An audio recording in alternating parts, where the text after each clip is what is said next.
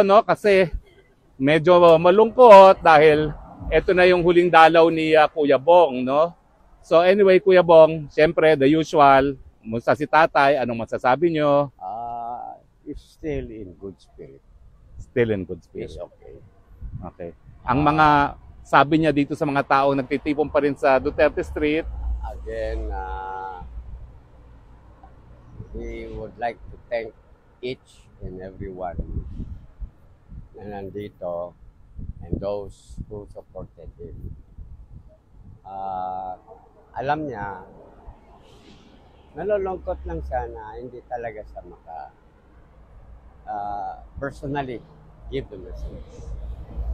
But he is forever grateful sa supportan. well, Kuya Bong, 1 month ka nagstay rito. Ito, pinakamatagal na inistay mo rito sa iyong dalaw, no?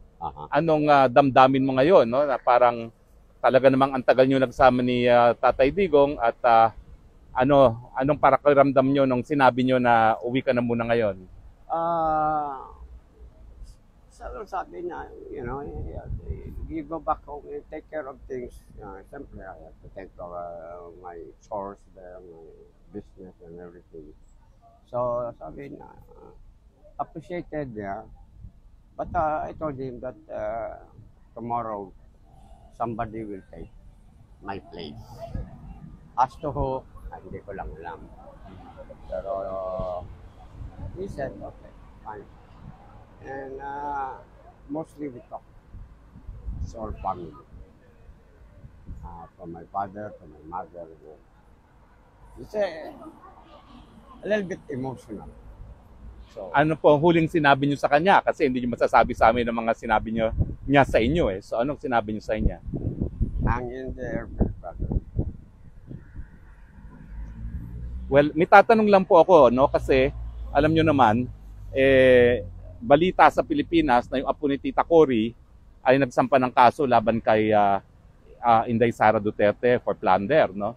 Ikwento nga niyo sa amin para malinaw, no? Sinuportahan ba ng pamilyang Duterte si Tita Cory noong 1986? Yes, because it was Cory herself. Ang kinuha niya as YC dapat sa Davao noon is my mother. But due to her age and also the family business, kaya binigay niya kay then Vice Mayor si PRRD. Yes, sa Davao, my mother supported the Yellow Friday. Kay Cory talaga yan. But that is the sad about politics. Ano pong mensahe nyo dito sa apo ni Tita Cory na parang hindi alam ang kasaysayan sa panig ng mga Duterte at mga Aquino? Well, kahit ano man ikukuhaan ko, as I said, ang politics come and go. They from now, because you are now in power, they appreciate in everything. They, all out support. But when the time comes, when the tide changes, and iba na naman nakaupo, there are really people, they don't have the principles. Kwento nyo po, bakit sinuportahan ng nanay nyo at ni Tatay Digong si Tita Cory noong 1986 laban kay Marcos? I really cannot give you the details on that because during that time I was still residing in LA. But I know through Chito Ayala, who is a good friend of Cory Aquino then. He was the one who